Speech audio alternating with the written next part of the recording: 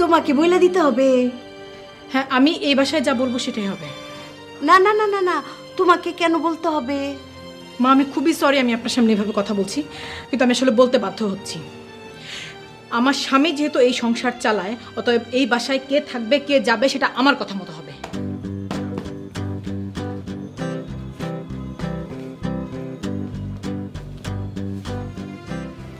খালা, কিছু লাগবে আপনার? না, কিছু লাগবে না। আচ্ছা বৌমা, আমার মেয়ের বিয়াটা দেরি হইতেছে কেন? এত বিয়াটা কবে হইব? খালা, একটা কিছু সমাধান নিশ্চয়ই হবে, আর যেটা হবে সেটা আশা করি সবার জন্যই ভালো হবে। আপনি এত চিন্তা করবেন না। তুমি তো ওই বইয়ের শিখানো কথা কইলা, একটা কিছু সমাধান হইব, সকলের জন্য মঙ্গল হইব। সেই বিয়াটা কবে হইব? শুনো, এমন কিছু কইরো না, তোমার কিন্তু একটা মেয়ে আছে। হ্যাঁ, চাচা কই? নিচে ব্যাগ চাচুর কাছে। তুমি নিজে যেমন এরকম ফুটফুটা একটা মেয়ের মা, আমিও কিন্তু একটা ফুটফুটা মেয়ের মা।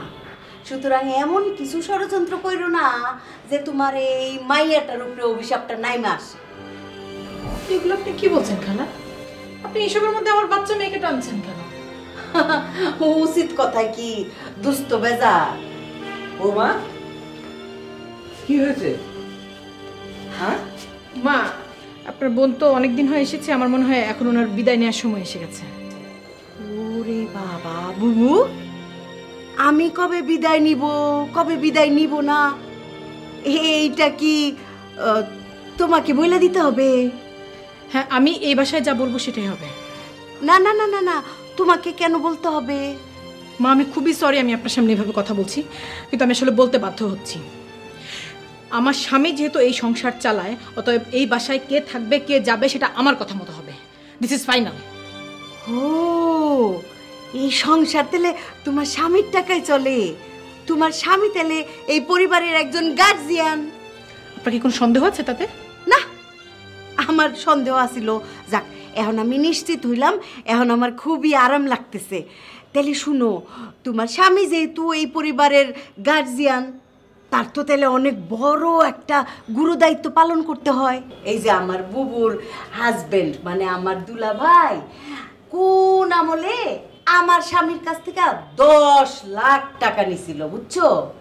সেই টাকা এখন সুদে আসলে মনে করো যে 50-60 লাখ টাকার উপরে হয়েছে।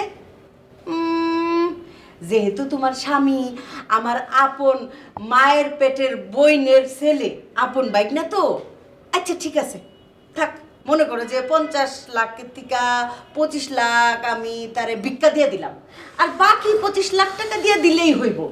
আমি শ্বশুর করে তখন গ্রামে চলে যাব।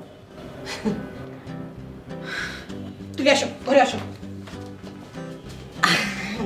উচিত কথা, দুস্থ বেচা। আমার নাতনিকে নিয়ে নোংরামি না করে চলতো না? নাতনিরে নিয়ে নোংরামি করলাম কোথায়? হ্যাঁ, আম্মা, হ্যাঁ, সবসময় তো চিল্লাচিল্লি করো না। এই বাসায় তো আমাদেরকে বের করে দিবে 2 দিনের মধ্যে। কে বাইর করে দিব? কোন বাড়ির থেকে বাইর করে দিব? আস্তে কথা বলো না, খালার সাথে এমন করো কেন? এদিকে আসো। 50 লাখ টাকা দিয়ে এই বাড়ি কিনা ফেলামু, কে বাইর করে দিব? আম্মা, আসেন বলতেছি।